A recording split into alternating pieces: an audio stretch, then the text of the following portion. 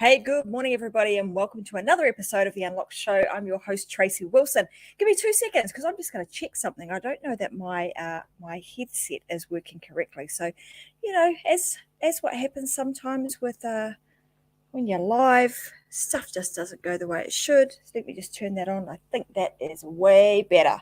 Anyhow, welcome to today's show. In today's episode, I want to talk about being a guest on other people's podcasts. And for some of you, you might have been sitting around thinking, gosh, I need to get the word out about my business. And I was looking through my Facebook just this morning, actually, and I saw some really good friends of mine who have opened up new businesses in New Zealand, actually. And they were talking about what they're having to do to get people to come into their businesses. And it kind of dawned on me that, you know what, we've got this amazing tool at our fingertips that we can use on the regular, which is either doing live shows like this, because it's pretty darn simple when you know the tools, the resources that you need and how to do it. And then secondly, how to be a guest on other people's podcasts is a fantastic way of being able to get your skills, your expertise, and your knowledge out to a much wider audience, and even your products and your services if you want to jump on to various different podcasts and start talking about those. And if you think about it, nowadays there are podcasts on all kinds of topics. If you think you're in a business that, maybe a podcast is not right for you, think again. Go and have a bit of a look in Apple Podcasts or Stitcher or any of those places, and you will find podcasts on all kinds of topics. That being said, that provides a huge amount of opportunity for you guys to jump in and start talking about your skills, your expertise, and your products. Do you necessarily have to go the full hog and create your own podcast or your own show like this? No, you don't. You can start out by simply being a guest on other people's podcasts. So make it really, really easy on yourself. Now, to do this, I often get people asking me, well, what do I need to do? How do I need to prepare myself to make myself, put myself in the best possible position that I would be a great host? Let me just check. I'm just making sure. Yeah. And I'm just making sure that you guys can actually hear me, and then I'm getting comments through. So anyone that's watching now, you guys know that this is live. You can comment to me, and thanks guys, because I'm seeing those comments come through. And someone's saying there are over 450,000 podcasts. There are an enormous amount of podcasts and new ones coming to your ears on the regular. So that being said, when you've made the decision to say, hey, I actually am ready, I want to be a guest on other people's podcasts, what do I need to do? What other things do I need to do to prepare myself to be a guest? The first one I've kind of just covered. It is making the mental shift that you are going to be a guest on other people's podcasts. So you need to make that mental shift and get yourself mentally prepared to be a guest on other people's podcasts. The next thing you want to think about is, if you are going to be a guest on other people's podcasts, why do you actually want to do that? What's the purpose of doing it? And a lot of people would say, as I just mentioned at the beginning, you might be thinking, how do I get more information out about my products and my services? So the immediate thing that most people think of when I ask them this question is, I want to try and sell more of my stuff. And that might sound really obvious, but it's actually an outcome of actually being on the show. And if you lead with value, the sales and the opportunities will come. So the very first thing you actually want to do, so even though this is a bit of a what do you call it? A question that a rhetorical question that I'm going to answer for you. And it is, the reason we want to do it is so that we can add value to other people's lives and to other people's shows. That's our very first reason we want to do it. If you come at it from an angle of, I want to go in there and I want to try and sell, then you're probably not going to find yourself on very many podcasts, because a lot of podcast hosts won't enjoy that type of angle. And secondly, people will get sick of listening to that sell mentality all the time. So you want to come at it from a point of view of, you're wanting to give as much as you possibly can, and add value to both the host and adding value to their listeners. There's an interesting thing that we talk about, in terms of whether or not you want to be a host of your own show, or you want to be a guest on somebody else's show. And we often say that being a host, so creating your own show like this really gives you the opportunity to showcase your expertise. It positions you well. It creates influence and authority. So if you're wanting to elevate your influence and authority, then you would create your own live show or your own podcast. You'd be the host of that.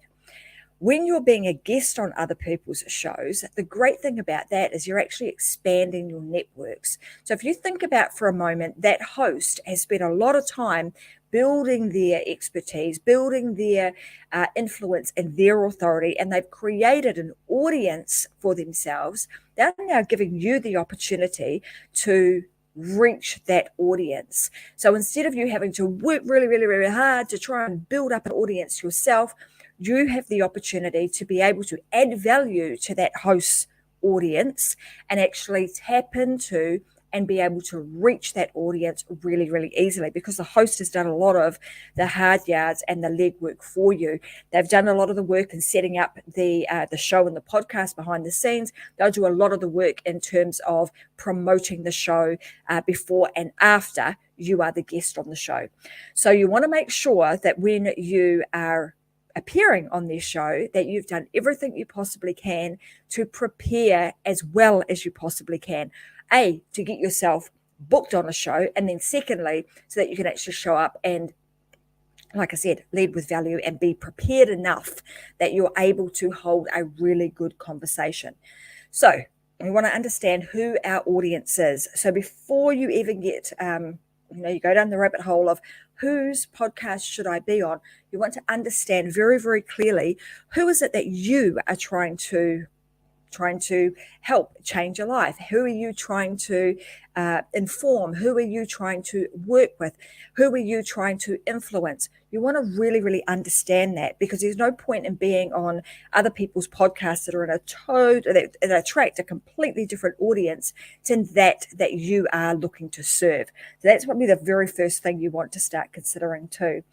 And then you also want to make sure that, are you ready to have being a guest on other people's podcasts as part of your ongoing marketing strategy? And I just want to say that again, as part of your ongoing marketing strategy.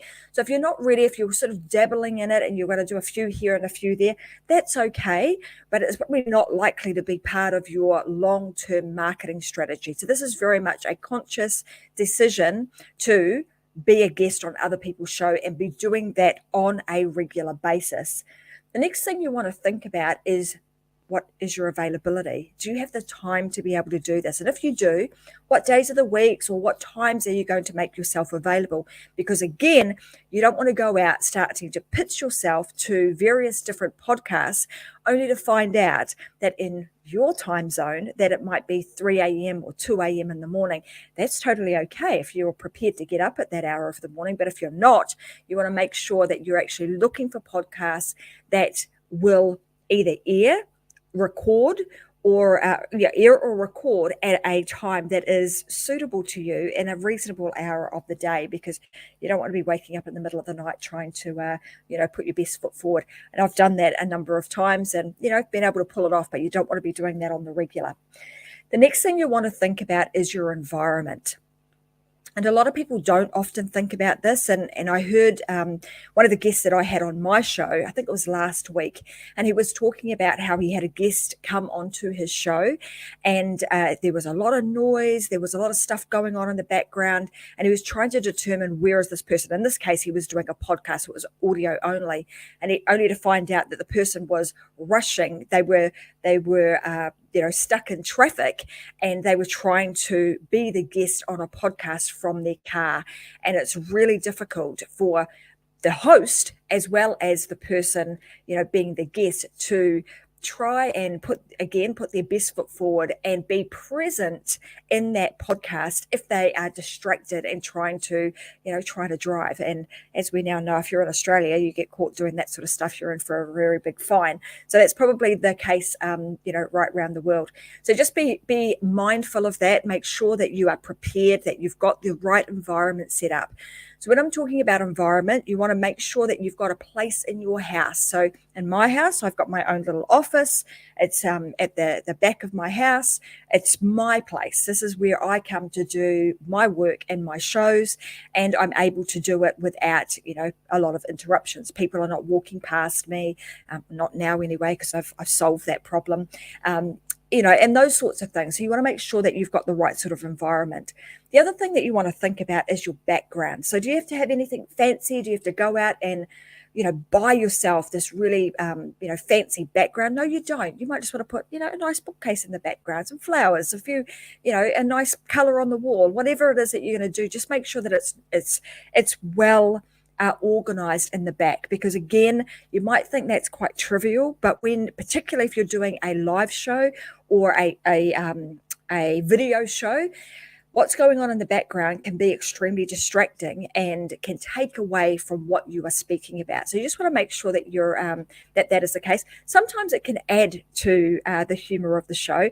I can recall having a senator from the United States actually on one of my shows a few months back, and it was quite funny because as she was trying to be all very, very professional. In the background was the cleaner doing the cleaning for the night, and he obviously realised that there was something going on and did a little bit of a funny little dance in the background. So we thought that was a bit hilarious. But anyway, those sorts of things can be distracting, but that just goes to show the sort of stuff that gets noticed, even though it's in the background of your set. The other is making sure that you've got a good microphone, even some headset. One of the things, it was a bit funny. Someone's having a bit of a chuckle here.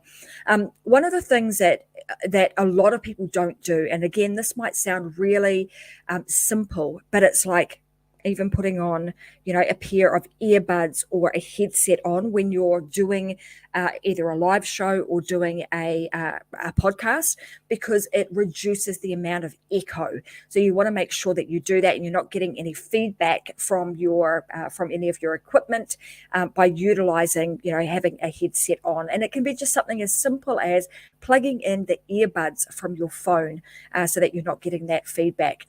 And another little tip that I want to give you guys is background noise. So if you're having trouble and what you're finding is that when you're doing recordings, you're getting a lot of background noise, there's actually an application that you can download. It's a Chrome app and it's called Crisp, KRISP, Crisp. So you could download that and it really helps to reduce the background noise.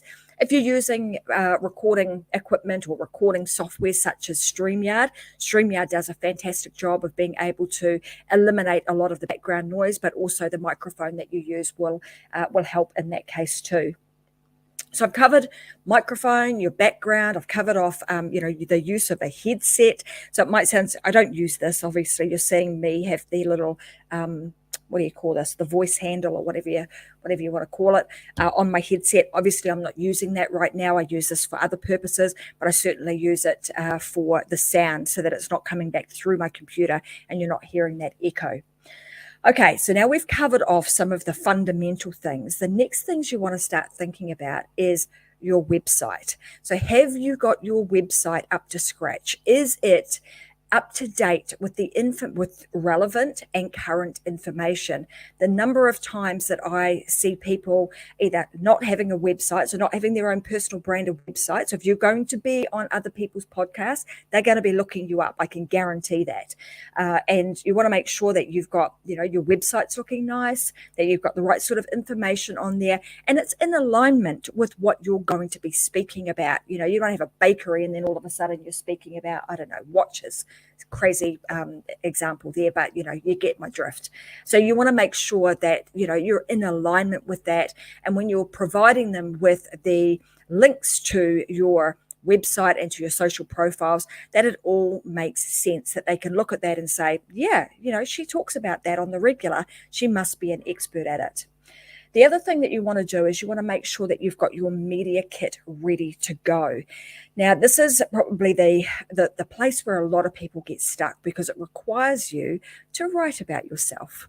And if you're like most people don't like to do that. And in most cases, we actually humble things down. And in this case, these are the times on your website and in your other platforms, you've got to really brag about yourself. That's the times where you've got to pull out that, inner bragger and start talking about all the great things that you do. But you want to do it very, very succinctly. And there's a way in which you do it to create your media sheet, or also known as a one sheet or media kit. So what do you need to have in this media kit? Very, very simple. And I'm going to give you guys a tool today that you can download, and I'm going to give you a document which runs through everything that you should have on your media kit, and then also a template. So it's just a plug, fill in the gaps, plug and play kind of template that you can use that will help you get your media sheet up to date and get you ready so that you can be an amazing guest on other people's podcasts. So what sort of stuff do you need to have on there? Like I said, it's one sheet, so you don't have loads and loads of room to be able to write lots of stuff. So it's very succinct. First thing you want to talk about is, who are you? What about you? Why should they have you on their show? What makes you so special? What makes you qualified to speak about what you're going to be speaking about? And at the top, you might even want to have some form of tagline, right? So again, in the template that I provide you and in the information I give you, when you go and download it, it's got a lot more tools, and we'll walk you through how to do this very simply. The next thing you want to do is, I always think it's nice to have your mission on there. Like, what are you trying to do? What change is it that you are trying to create in this world? Why are you doing what you do? So, a few sentences, a paragraph about your mission is always nice to have on there. The next thing that you want to start thinking about is you want to get together at least 1 to 6 speaking topics, right? So you might speak about, if you have a particular genre that you talk about. So for example, the Unlock Show, right? So I talk about creating your online business. I talk about podcasting and creating your own show. I talk about elevating that with influence and authority by creating your own book. So there's kind of 3 different things that I talk about, but they're all in alignment, all in the same category of creating a freedom-based lifestyle. So if you can think about it from that perspective, what is it that you do? And I know my good friend Vicky Helm, whenever she's doing this, when she's writing books, she talks about the nutshell message. So it's kind of like, what do you do? Pull it all together, put it in a nutshell, and allow your potential person who's going to be booking you to understand what it is that you do really quickly. So put together 1 to 6 speaking topics. Makes it super, super simple for the host to actually get you booked, but then also to come up with a subject that they are going to, or a title for the show. The easier you can make it for a host to book you, the more bookings you're going to get, the more shows you are likely to be on. Aside from, you must get on there and do a really good job, of course. So this is about getting booked in the first instance. So make it really, really easy on the booking agent and also the show host by providing them with these things. So 1 to 6 topics that you can speak on. The next you want to think about is, do you have frameworks, methods, or formulas?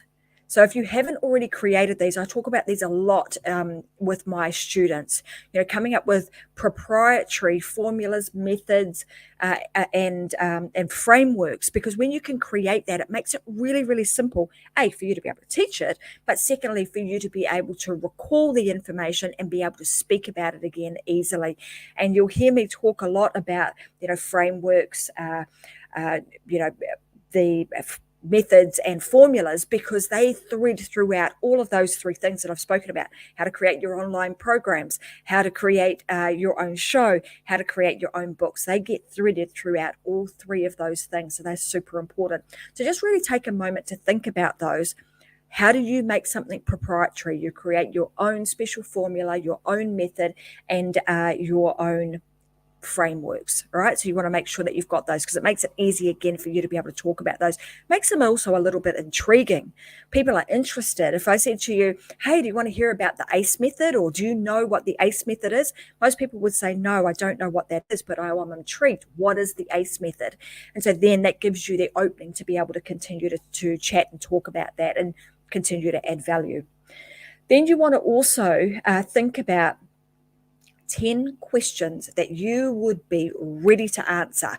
So if a show host was to ask you questions, and what this actually does for you guys is it actually puts you in the driver's seat. So no longer are you sort of sitting. So if you can imagine that, I'm imagining this, I'm taking myself back to the first few times that I did a podcast and I didn't have all of these things. I just had, come have me on your show. Maybe people knew about me and wanted to have me, but I didn't really know what they were going to ask me. So what happens? The nerves start happening because you're not sure if you're going to be able to answer the questions that they pose to you. You're not sure if you're going to say and do the right thing, right? So your anxiety levels of anxieties tend to rise. What you want to do to ensure, or to help yourself out a little bit, is to actually pre-prepare the questions and provide them to your show host. So come up with 1 to 10 questions, again, that are in alignment with the topics that you are speaking about.